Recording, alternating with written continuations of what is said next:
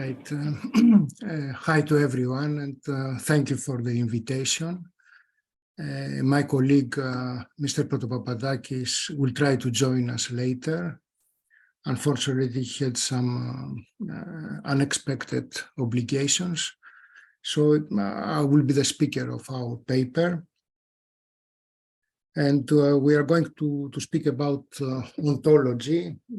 I think more or less those who do philosophy know what ontology is. It's a branch of philosophy that ambitions a general description of the reason of beings. So we start with natural kinds, like the trees, the animals, etc., who are the first warrants of existence, and we try to achieve this general and singular description for every natural kind.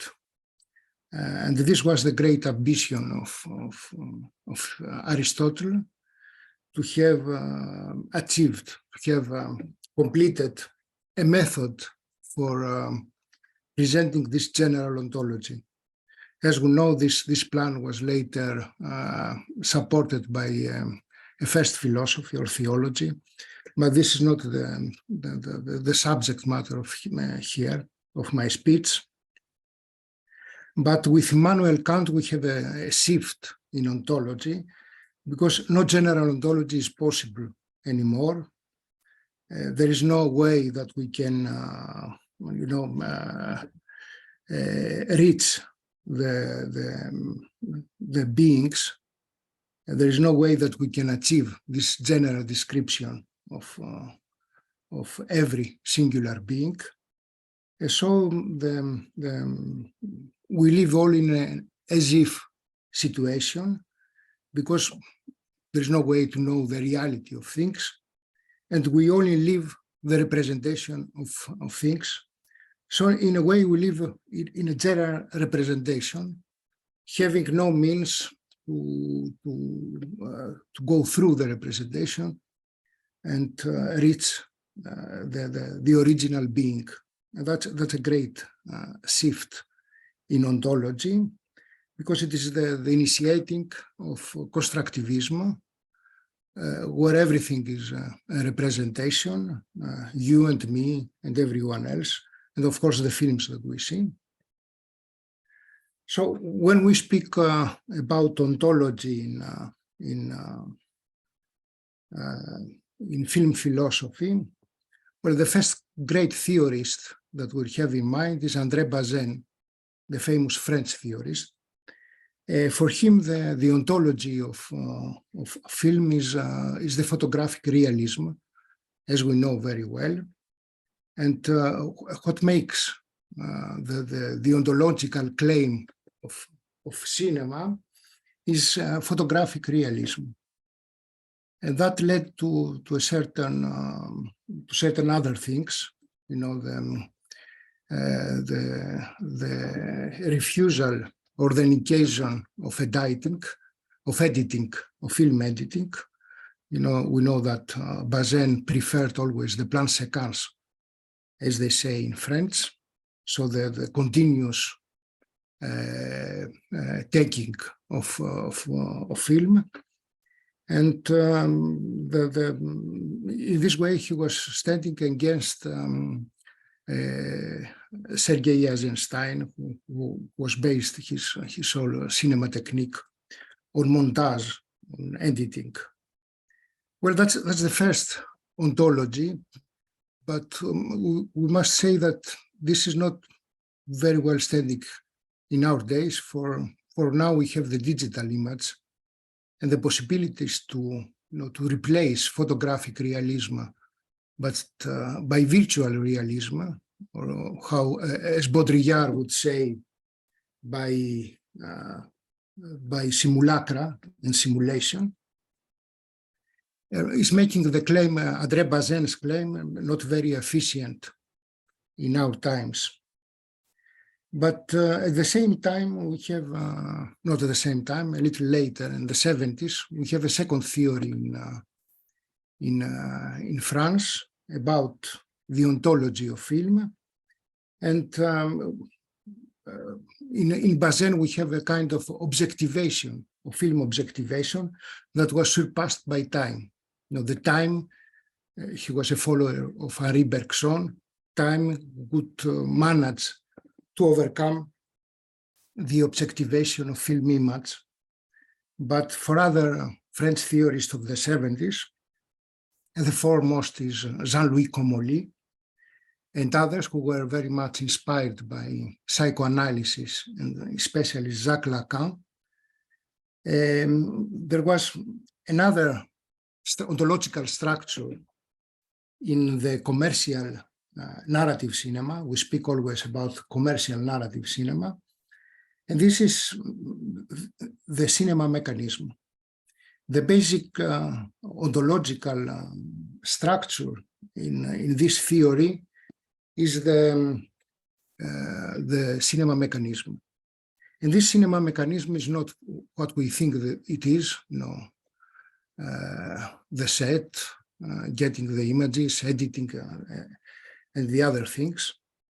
But in a more particular way, it is a kind of attachment, almost an unconscious attachment, but very, very strong attachment of the spectator to the cinematic representation. And this attachment creates a compound, a new compound made of, conscience, the spectator's consciousness, and the representation itself. But all this, it's a representative structure in itself. So this compound is, as we say, is an element of a new ontology, a collective ontology. We speak about a collective being, what Kant would name the Mitsein, the being with others, or the co-being. And we can see that as a kind of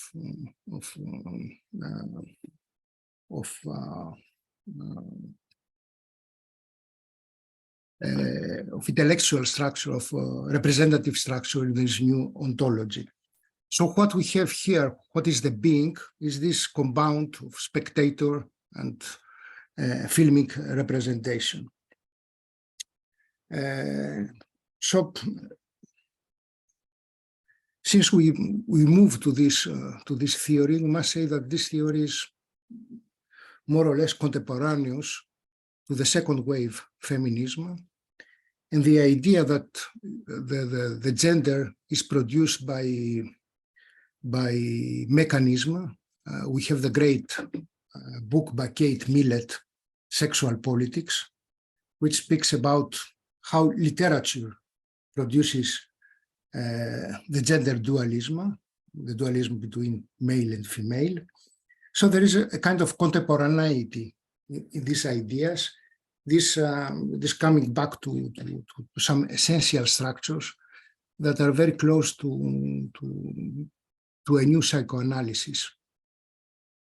And one must say that the gender is something that's given. We must use the word given in the cinematic representation. It's an element of, perception, of immediate perception. But at the same time, we have seen in other speeches here, it is these elements are the production or the product of a very singular polemic. Sometimes it can become a struggle inside this collective being, inside this co-being, this being with others. And the first question is how we see women in the film. That's a very strange question, but it's a question that was posed by Laura Mulvey, a feminist writer about cinema. How the women identify in cinema, since the commercial narrative cinema is all about male heroes. How it happens that we have this kind of, identification of women in this cinema. And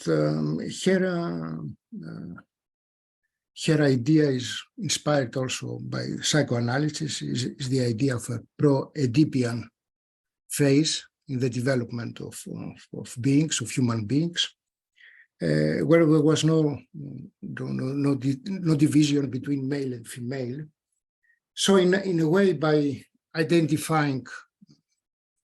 women identifying to male heroes, we have a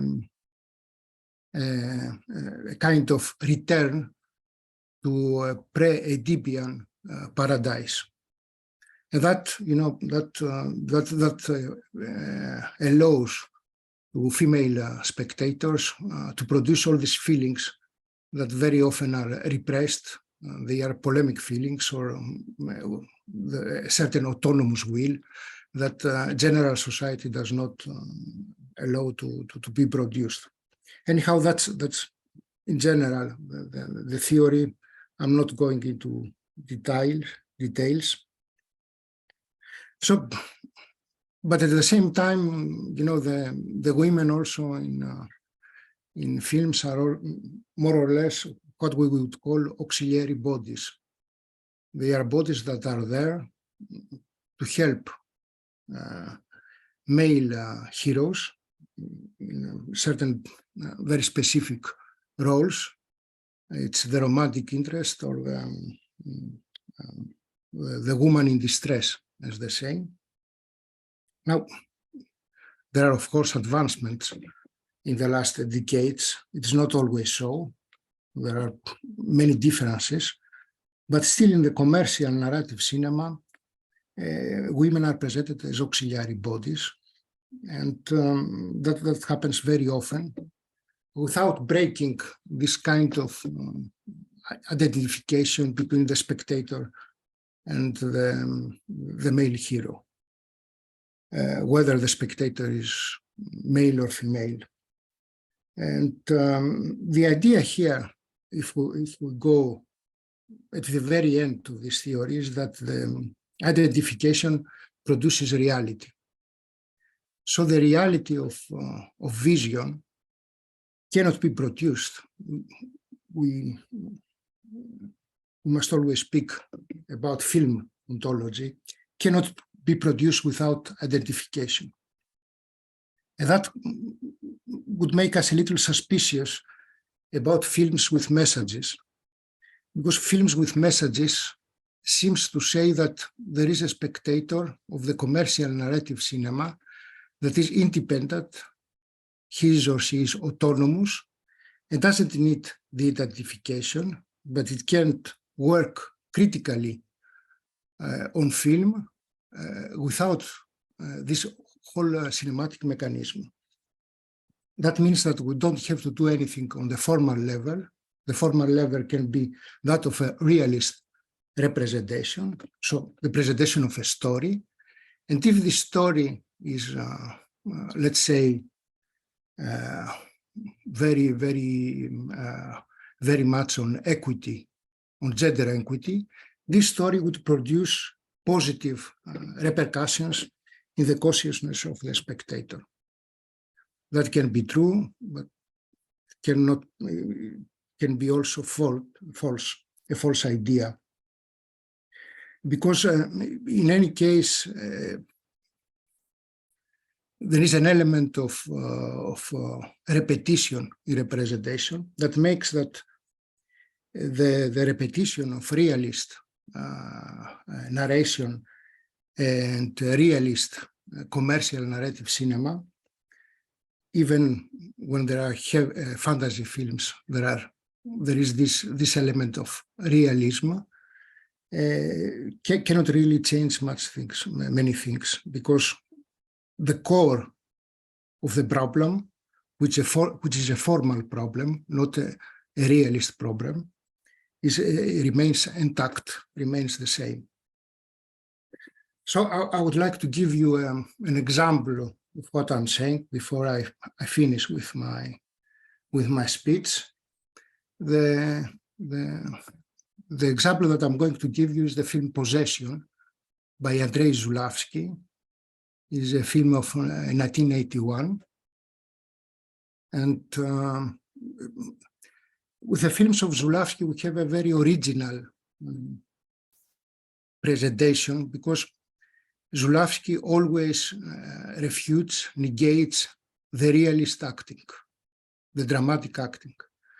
You know, he is the film director that always insists on hysterical acting, going over the top. He's always going, his actors are always going over the top, and we know very well that in this film, where is starring the film Possession of 1981, Isabella Gianni starring, we have a kind of this acting, over-the-top acting. There is a famous scene in the Berlin metro that caused Penny, even some trouble, some psychical troubles in Isabella Gianni. Now, this film is based on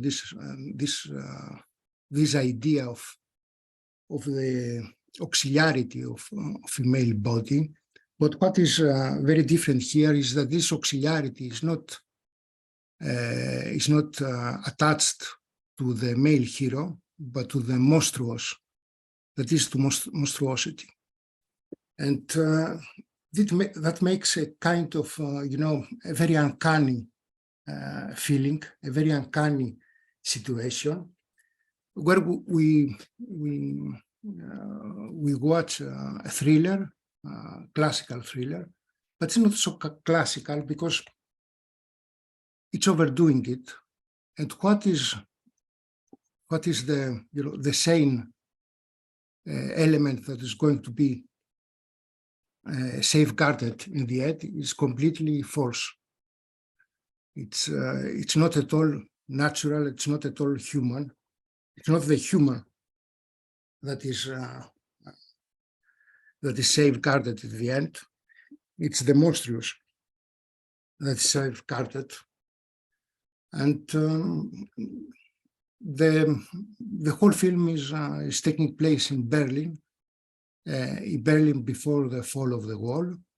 It is an empty city, and we can say that this is a metaphor of the cinematic mechanism, because it becomes a kind of scenery for the couple, and one cannot decide what is the most monstrous.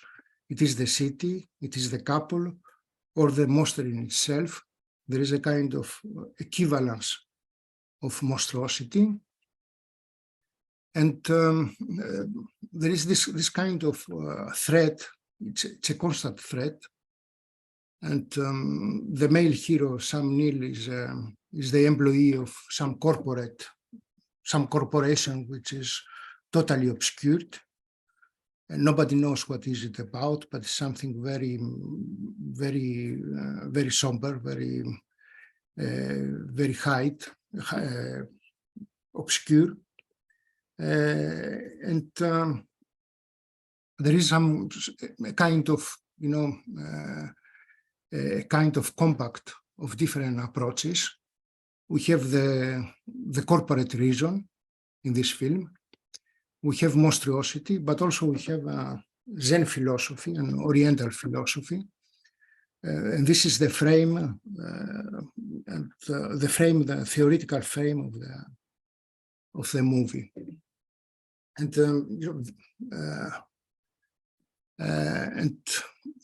in a way, it is Zulawski tells the story of hysteria in his own way. As we know, hysteria comes from female hysteria, comes from the medieval magic, so the supernatural, the monstrous, and then becomes, in the course of time, it becomes, pathology, neuropathology in Freud, and eventually it becomes, a feminist topic. philosophical interrogation or theoretical interrogation. So there is a counter genealogy here from the idea of operative couple to the idea of hysterical woman, and then back to the supernatural. So in a way, the film produces the image of this auxiliary body as it is established through hysteria. And the most important part here is the formal part. The film is completely anti-realistic. It is, as we say, there is a film of the excess. There is almost a film of cruelty, as they used to say, in remembrance of Antonin Artaud. It is against every kind of psychological, as we say, ideas, any kind of psychologism. It comes straight, from kind of cruel cinema at its most cruel representations, and it's very honest on this idea, and we can see, as I say, this anti-didactic procession that's very interesting in my thought, because we don't go from a situation that's going to present us the reality of gender, but we go from a reality of gender to its genealogical roots. So I think that's the end of my communication, and thank you for listening to me.